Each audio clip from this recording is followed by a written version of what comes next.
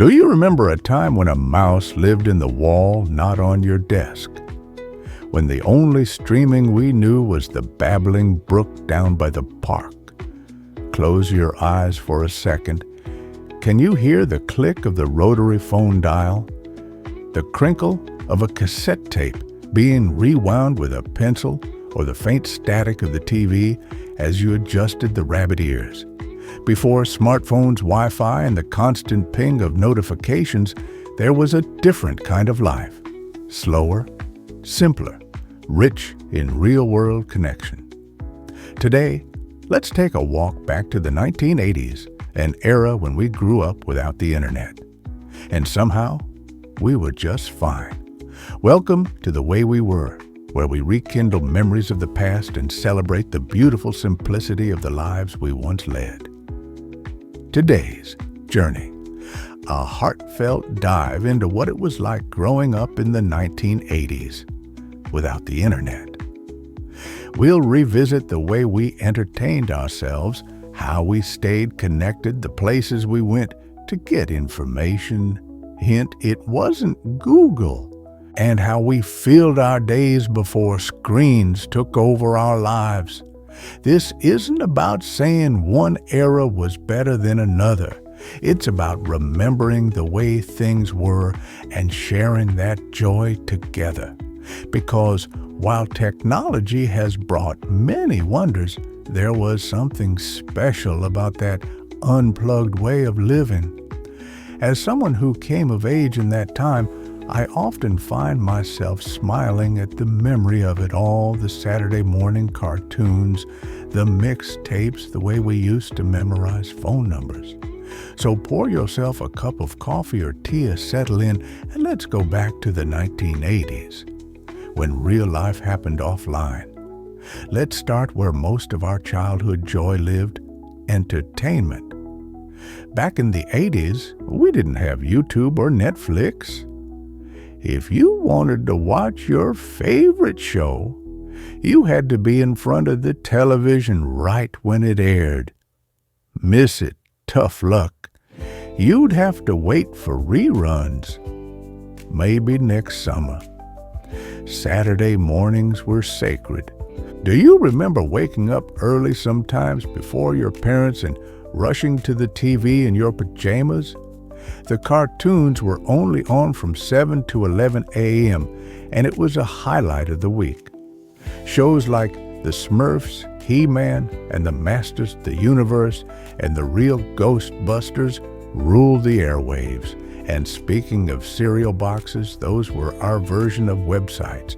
You'd read the back while you ate puzzles, mazes, even cut-out masks sometimes. It was all interactive in its own cardboard kind of way. In those days, a trip to the local video rental store was a major event. Remember the excitement of browsing rows of VHS tapes at Blockbuster? Or your neighborhood rental spot? The covers were like artwork. We'd argue over what to rent, E.T. or Back to the Future, maybe the Goonies. And when you finally picked one, rewinding it before returning wasn't just polite, it was expected. Be kind, rewind. Remember, music wasn't on demand, it was a hunt. We'd sit by the radio with a blank cassette tape loaded finger hovering over the record button, just waiting for our favorite song to come on. DJs were like mystical guides, and radio stations like KMET 94.7 or WABC 77 were the soundtrack of our days. And of course, the joy of the mixtape, carefully curated, recorded song by song from the radio or vinyl. Maybe you made one for someone special with a handwritten track list. That tape was a time capsule in plastic. Arcades were our version of the App Store. Rows of neon-lit cabinets, the sound of quarters clinking, joysticks clicking, and 8-bit music ringing through the air. Pac-Man, Donkey Kong, Galaga, each game a portal into another world played shoulder to shoulder with friends and strangers. Do you remember the thrill of finally beating a high score, or the heartbreak when someone's initials knocked you off the leaderboard, and when you weren't inside watching or listening, you were outside riding bikes, building forts, climbing trees.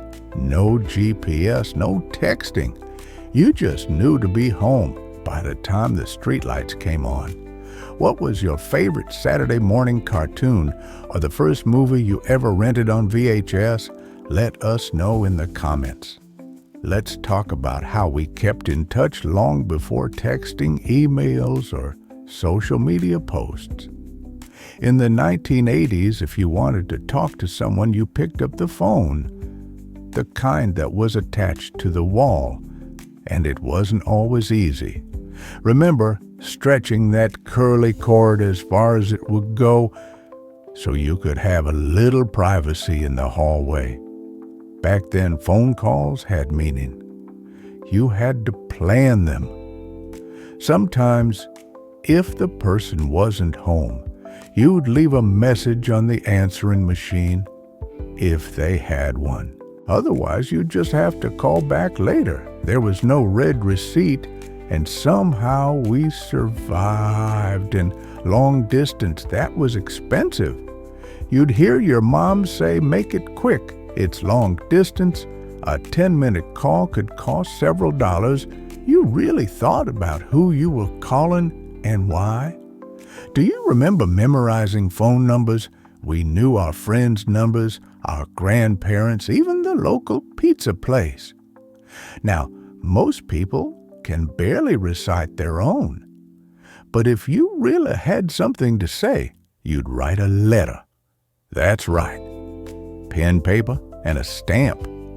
Maybe even sprayed with a little perfume or sealed with a heart-shaped sticker.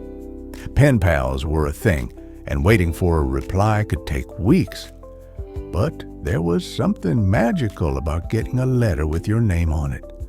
And oh, the joy of passing notes in class folded into intricate triangles or hearts, carefully slipped under a desk or into a locker. Half the time they just said, "Do you like me?" Circle yes or no. It was low-tech but high-stakes communication. Even the way we found people was different. If someone moved, you had to ask around or look in the white pages.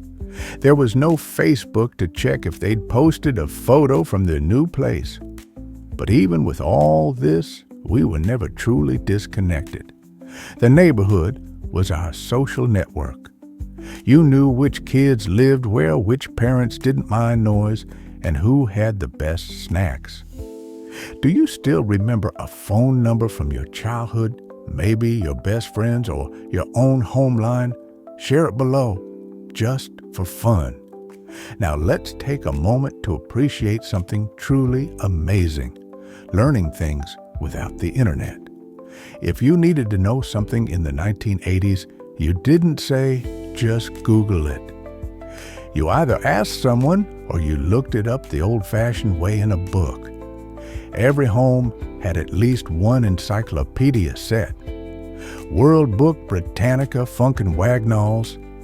Those heavy volumes lined shelves and looked very official. Your parents probably got them from a door-to-door salesman or with green stamps. Need more info? Off to the library you went. With your trusty library card and the help of the Dewey Decimal System, you could find almost anything. And it smelled like knowledge. Remember that musty book smell? A little dusty, a little magic. Microfilm machines, card catalogs, and librarians who knew everything. Those were our search engines. And we learned how to be patient, to dig deep, to explore. School projects. No copy-paste. You wrote your report by hand or typed it on a typewriter whiteout. Ready. If you were lucky, you had an electric typewriter, but many of us banged away on those manual clunkers where a single typo meant starting the page over. And let's not forget TV as a source of information. Shows like 3-2-1 Contact, Reading Rainbow, and even Mr. Rogers' Neighborhood taught us everything from science to kindness. Then there were the news broadcasts watched with your parents at dinner time.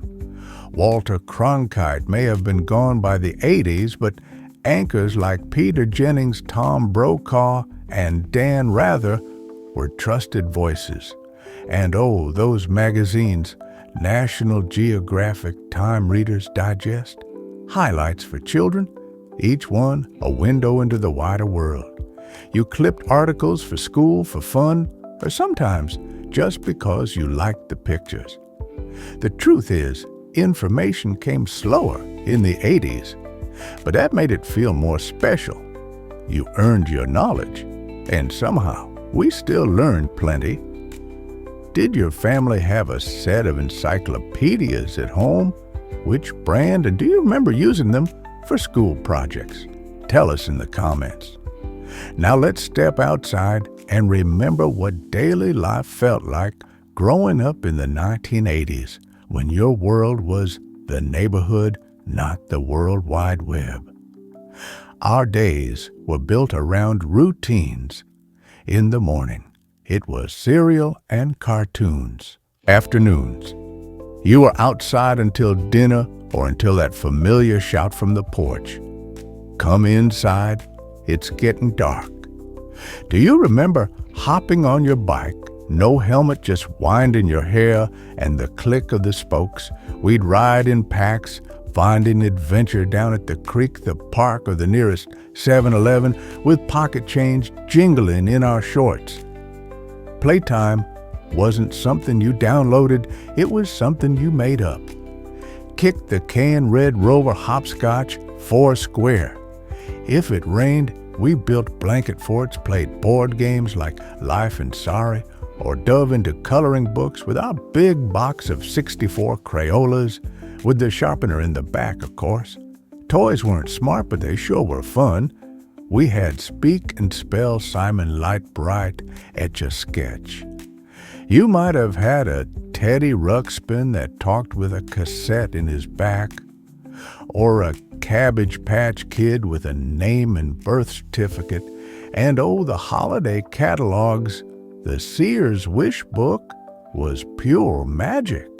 We'd circle the toys we dreamed about, carefully dog-earing the pages as if Santa himself was taking notes.